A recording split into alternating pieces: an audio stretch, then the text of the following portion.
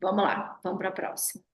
Uma mulher de 28 anos chega ao pronto-socorro acompanhada de uma amiga, visivelmente abalada, relatando ter sofrido violência sexual há 12 horas. Ela relata que o agressor era um conhecido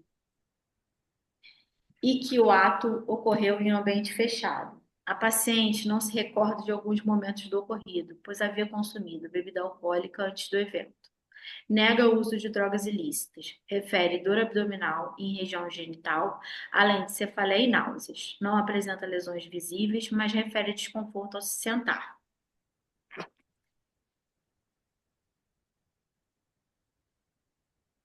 O que que vocês acham aí que a gente pode marcar nessa primeira parte aí? Violência sexual a 12 horas. Ok. Antes disso, eu marcaria a idade, tá, gente? 28 anos, eu sempre gosto de marcar aquilo que eu falei quando a gente fala de gineco e obstetrícia, né? Marcar, principalmente gineco, a idade, pra gente saber se a gente está falando de uma mulher no menarque ou pós-climatério, tá? Ou climatérica, né? Isso aí eu marcaria também agressor conhecido, que nesse momento talvez pra gente não faça muita diferença, mas marcaria isso. O que mais que vocês acham? Abalada, isso aí que a gente tem que acolher e tentar acalmar. Isso é importantíssimo, gente. Só quem atendeu uma vítima de violência sexual sabe do que se trata, de como tu é. É difícil pra gente, é difícil pra elas, é assim, uma coisa muito, muito. Que mais? Tem mais alguma coisa? Desconforto ao sentar, isso aí. Dor abdominal, região. Isso aí. Joia. Ó, vocês marcariam tudo mais ou menos que eu marcaria. Eu só não marcaria aí, você falei náuseas, tá? Não. E essa parte de não recordar de alguns momentos, também acho que pra gente aqui não seria relevante, tá? Mas, enfim, eu marcaria 28 anos, isso aí, violência sexual a 12 horas, agressor conhecido, dor abdominal em região genital. Não apresenta lesões visíveis, também marcaria, tá? Que eu acho que ninguém falou isso também. E desconforto ao sentar, tá? Vamos para a próxima. Ela não sabe quais medidas tomar e deseja informação sobre os próximos passos, mas teme represálias e tem dúvidas sobre a realização de denúncia formal. Alguém marcaria alguma coisa?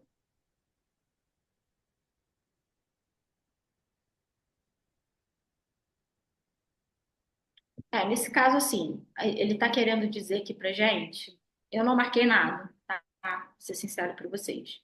Mas ele está querendo dizer aqui pra gente que em algum momento essa paciente ela precisa de orientação. Eu só colocaria assim, puxaria uma setinha e colocaria orientações. Só para já ir destrinchando a questão, entendeu? Porque ela tá cheia de dúvida. Ela precisa de orientação, tá?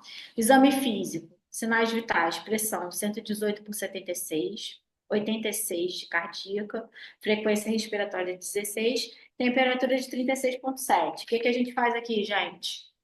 Vocês já estão cansados de saber. Isso aí é estável.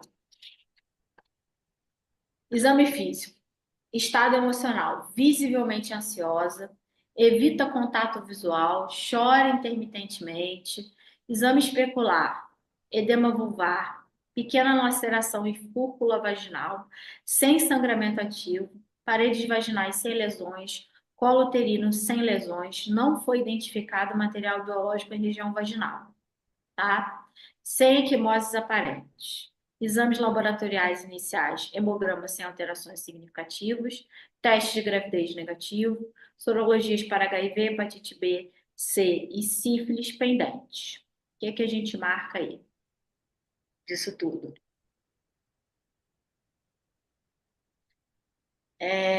Eu marcaria, tá? Quer dizer, vocês marcariam o quê? Que eu tô esperando a resposta de vocês. Senão eu falo demais. Se não me segurar aqui, eu falo demais. Vamos lá, o que que é importante aqui? O que que vocês acham? Basicamente, eu vou marcar, eu marcaria o quê? Eu marcaria a questão aqui do estado emocional dela, importante o exame. Marcaria aqui sem equimoses, tá? Porque ela não tem nenhuma lesão pelo corpo de agressão, isso é importante. Hemograma sem alterações, teste de gravidez negativo, tem que marcar bem grande, porque depois tem alguma coisa que a gente precisa fazer sabendo que ela não está grávida, tá? E as sorologias que não estão em andamento. Vamos lá. Quais essas medidas imediatas devem ser adotadas no atendimento inicial dessa paciente? Explique a justificativa de cada um. Marca aí, gente, medidas imediatas e justificativa de cada uma. Quer que justifique. Eu vou acolher isso aí. Vou acolher porque a paciente está abalada. Eu vou fazer isso por causa disso, entendeu? É essa pegada da questão. Do justificar, são 4 pontos, né? O que a gente vai fazer aí com essa paciente que sofreu toda esse, essa coisa horrível, né? Acolhimento, que ela tá, né? O que mais que a gente precisa fazer aí nela? O imediato, né?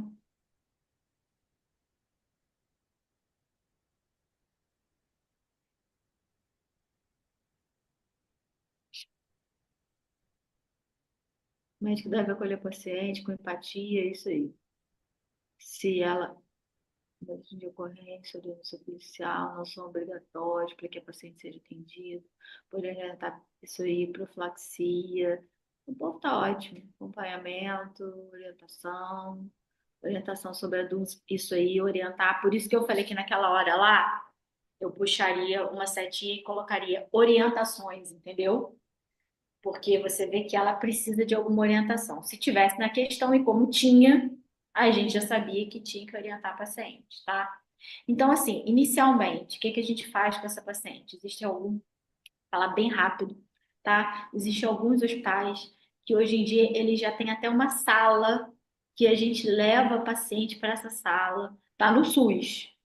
Na verdade, tem um hospital aqui no Rio que eu trabalhei e que agora eu não trabalho mais do SUS, mas eu trabalho em outros que não tem, tá? Que a gente leva essa paciente nessa sala, a gente já tem psicóloga, assistente social e o profissional médico que vai atender e um profissional de enfermagem. É um local separado da emergência. Eu achei isso assim, sensacional. Tô falando isso porque, a doutora fala demais. Não, é porque para vocês ficarem com isso na cabeça, que às vezes história faz a gente lembrar na hora da prova. Então, assim, equipe multidisciplinar, é a privacidade da paciente, é acolher a paciente. Isso, esse local, ele faz tudo isso, entendeu?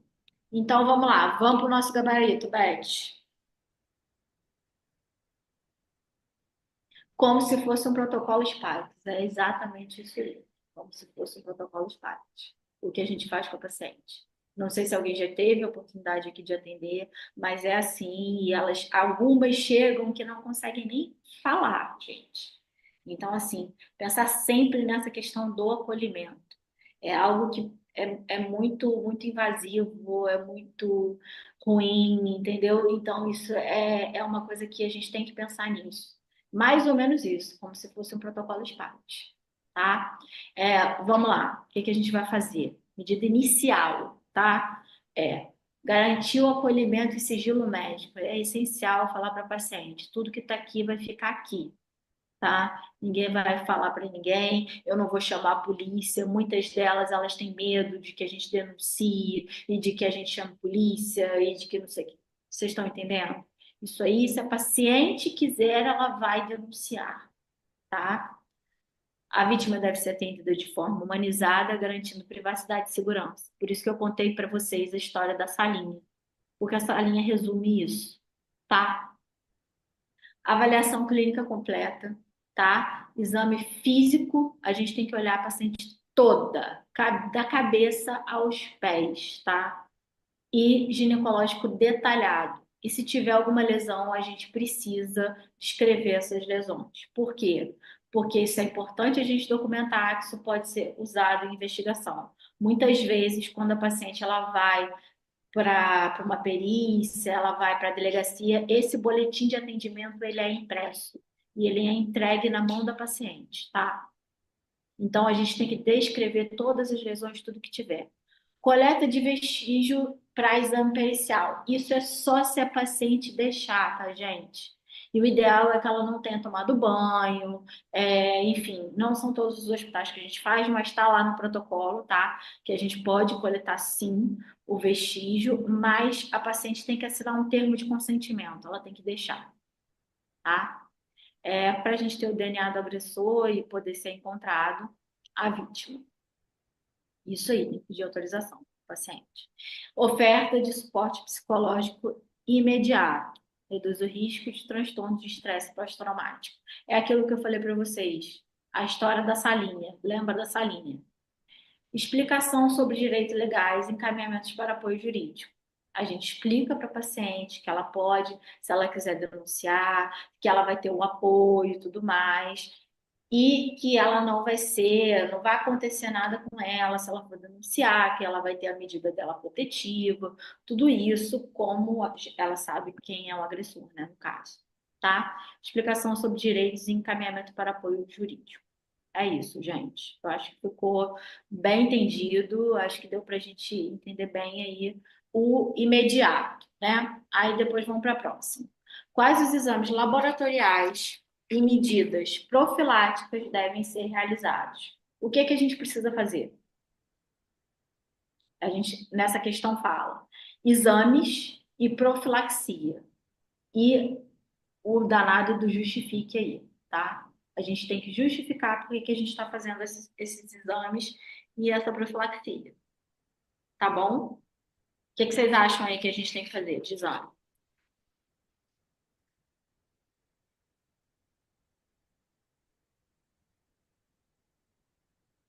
Sorologia, isso aí, para HIV, isso aí. Mas vamos primeiro pelos exames, né? Vamos na ordem da questão, para a gente não se perder na hora de responder. Os exames laboratoriais que a gente solicitaria, nesse caso, seriam, né? Os exames laboratoriais solicitados seriam o quê? O que que a gente pede? A gente pede sorologia para IST, isso. Além disso, a gente pede mais algumas coisinhas. Isso aí, sorologias. Tem mais alguma coisa aí que a gente pode pedir. O beta já estava na questão, mas a gente sempre pede o beta, tá? Para saber se essa paciente já estava grávida antes ou não. Mas ele já estava aí na questão pra gente. Além disso, tem mais alguma coisa. Ela vai fazer o PrEP. Então, quando ela faz o PrEP, a gente já tem que. O PEP, quer dizer, desculpa. A gente já tem que pensar na questão que essa paciente ela precisa ter um exame básico, né? De hemograma, sorologia, de TGO, TGP, ureia, creatinina, para saber como é que está a saúde dela, porque vocês sabem que é uma medicação que mexe muito, né? O PEP ele vai mexer muito com a paciente. Aí a gente falou dos exames. Agora tem aqui as medidas profiláticas. Alguém já tinha falado aí de levonorgestrel, que eu já tinha visto. Alguém falou de PEP. Tem mais. Isso, isso aí.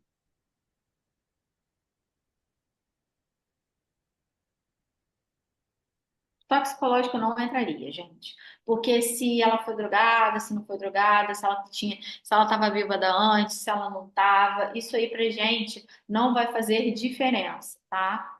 Porque ela precisa fazer as profilaxias e nada disso vai julgar. A gente não tá ali para julgar a paciente, a gente está ali para acolher, né?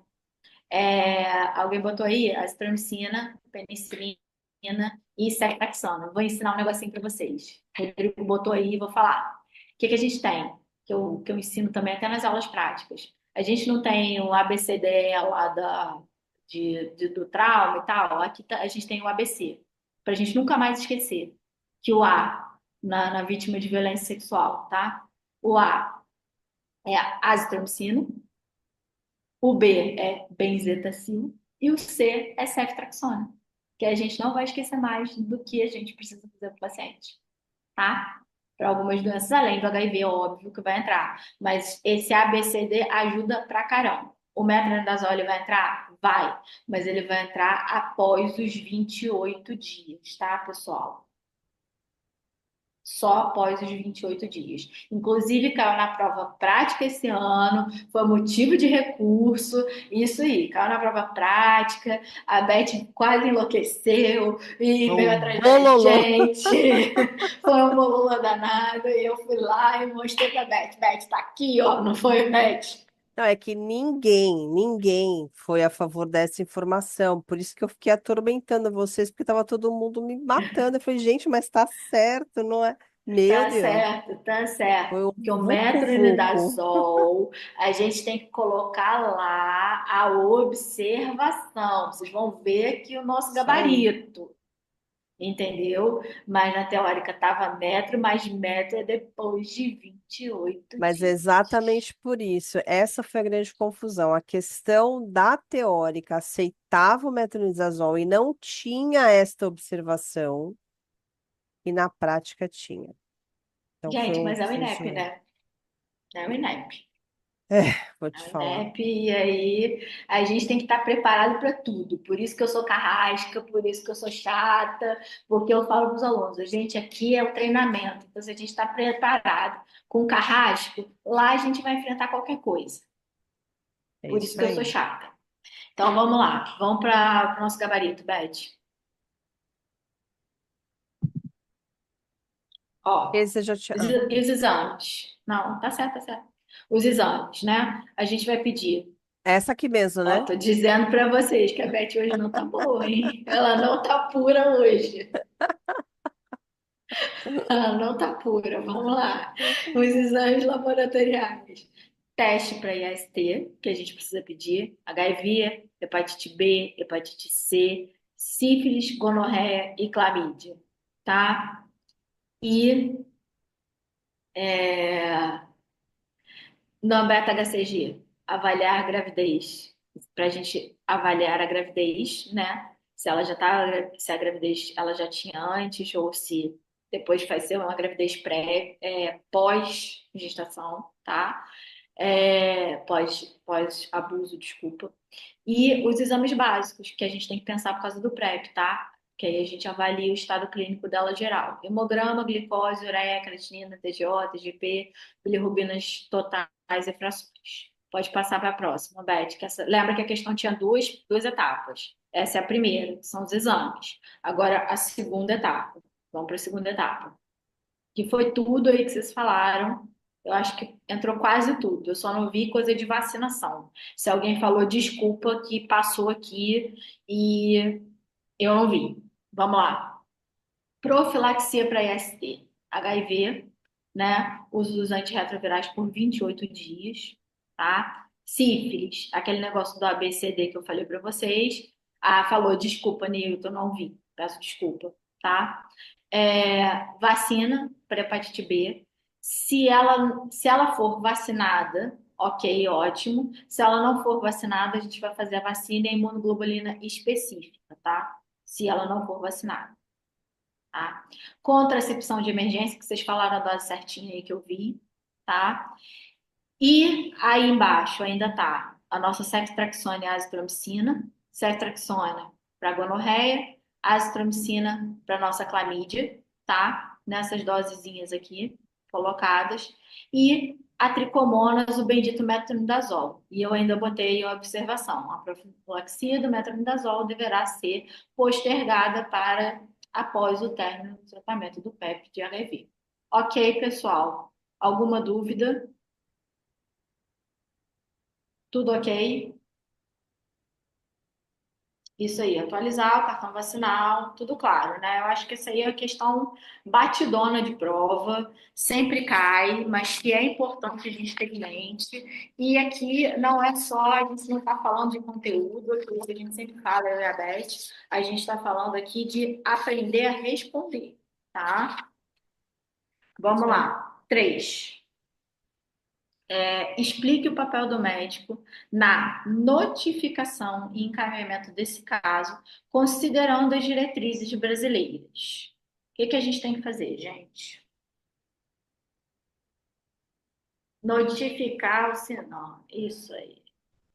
É compulsório. Você atendeu, você tem que notificar. É um papel gigante, que ele pergunta coisa assim que às vezes não tem nada a ver até, mas ele pergunta e a gente tem que responder aquilo tudo e tem que assinar e carimbar, tá? Alguns não precisam nem assinar. Isso aí, notificar. A autoridade policial a gente não notifica, tá? A gente a gente faz só o sinal, tá, gente? E a autoridade policial, quem vai notificar, a unidade às vezes notifica, mas o médico não tem essa obrigação de notificar. Ele tem que fazer o sinal, tá? Isso é importante. O médico não tem a obrigação de avisar a autoridade policial, ok? A gente tem que fazer o sinal. O sinal é essencial, é obrigação nossa, tá? Além disso, ainda tem mais coisas que a gente pode fazer, que o médico tem que fazer. Lembra que a pergunta ela estava falando sobre notificação e encaminhamento, tá? A gente vai encaminhar essa paciente para onde? Ela foi atendida, a gente fez o pré, fez tudo lá, profilaxia, tchau, paciente, beijo para você. Não, né? Encaminhamento para o psicólogo, para atenção primária, existem acompanhamento com psicólogo, isso aí.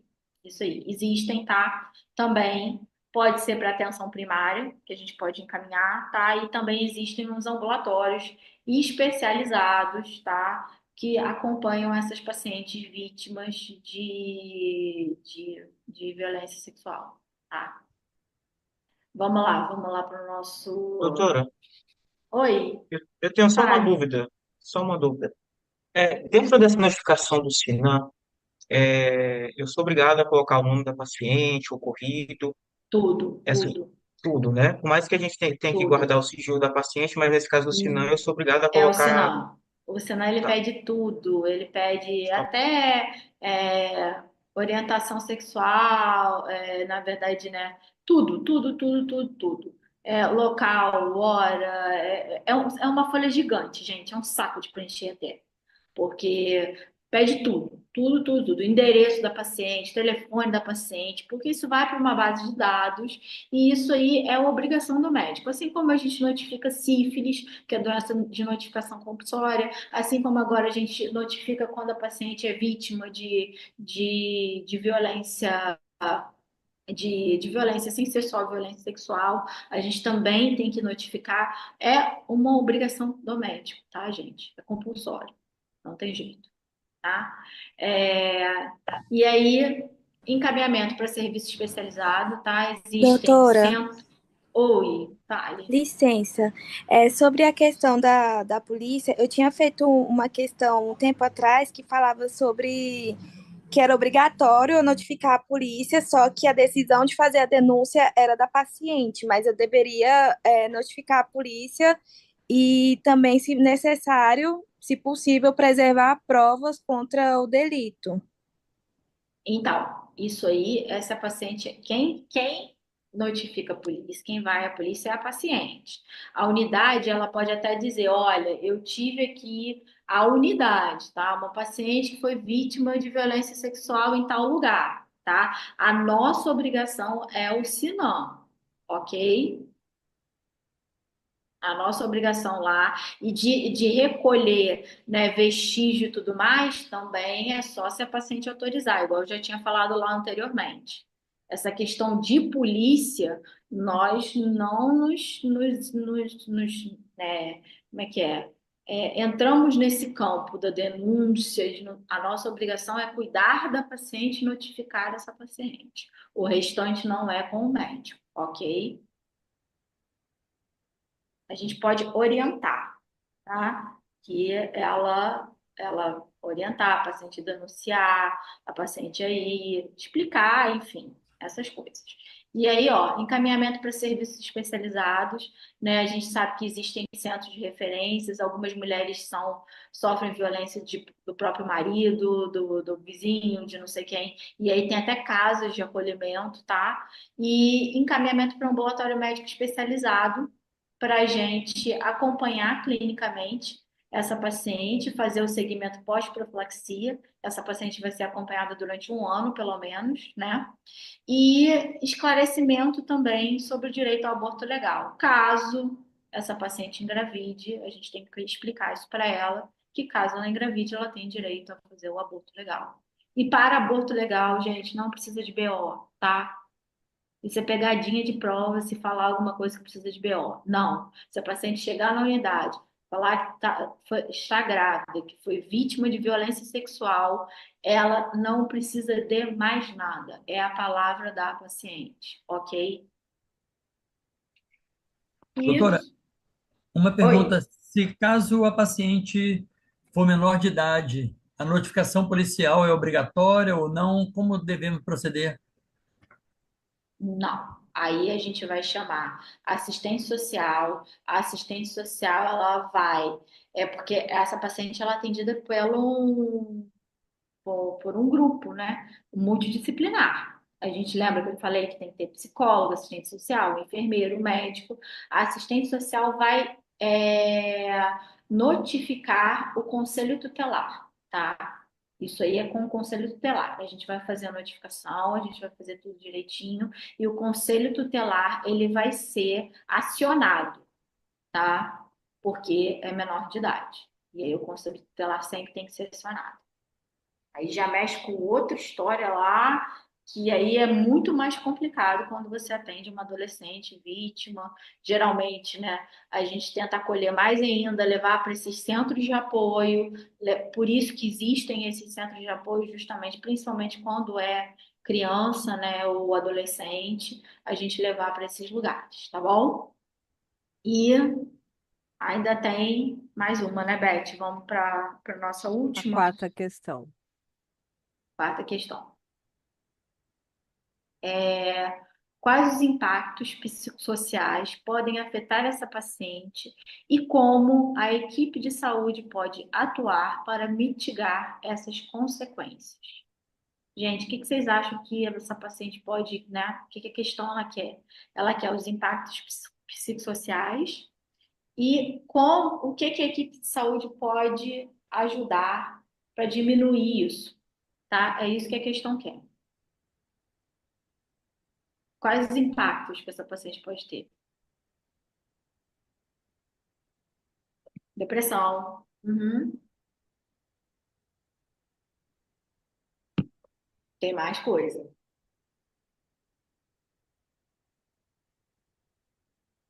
Transtorno do pânico. Isso aí. O estresse pós-traumático também. Mesma coisa. Tem mais. Isso aí, acompanhamento longitudinal. Não entendi muito o acompanhamento longitudinal. Depois, se quiser abrir o áudio e explicar, Nilton. Vamos lá. E o que a gente pode fazer para diminuir esse impacto, né? Como é que a gente diminui esse impacto aí da paciente? O que a gente pode ser feito nesse caso?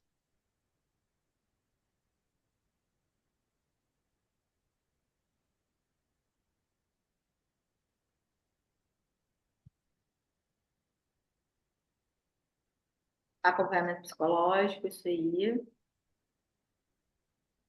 Isso aí. A gente encaminhar, né, para o psicólogo, para o psiquiatra, é, e um apoio contínuo, tá? Dessa paciente, tentar chamar a rede de apoio de família para tentar ajudar ali um suporte, isso aí, caminhando, exatamente. Vou soltar nosso gabarito, gente.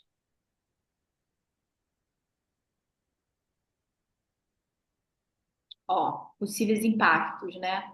Transtorno de estresse pós-traumático, depressão, ansiedade, pensamento suicida. E isso aqui ninguém falou. Medo de de futuras relações interpessoais. Isso acontece muito, muito. O paciente não confia mais em outra pessoa, tá? E medo de se relacionar com outra parceria sexual, entendeu? Então, a paciente, ela fica realmente muito traumatizada, tá? E quais as medidas? Aquilo que a gente já conversou aqui, tá? Encaminhamento para acompanhamento psicológico, psiquiátrico, acolhimento contínuo e apoio emocional em consultas de segmento, reforço dessa rede aí de suporte da família, de amigos e grupo de apoio. E o médico tem esse papel também de orientar a paciente. Vamos buscar um grupo de apoio, tem uma amiga que seja muito amiga, que você possa estar próxima dela, para essa paciente voltar a ter confiança, porque elas perdem até a confiança em tudo, na vida, em tudo, gente. É uma situação muito, muito, muito ruim. Então, é isso. Ficou alguma dúvida, pessoal? Podemos passar para o nosso último casinho. Estão cansados?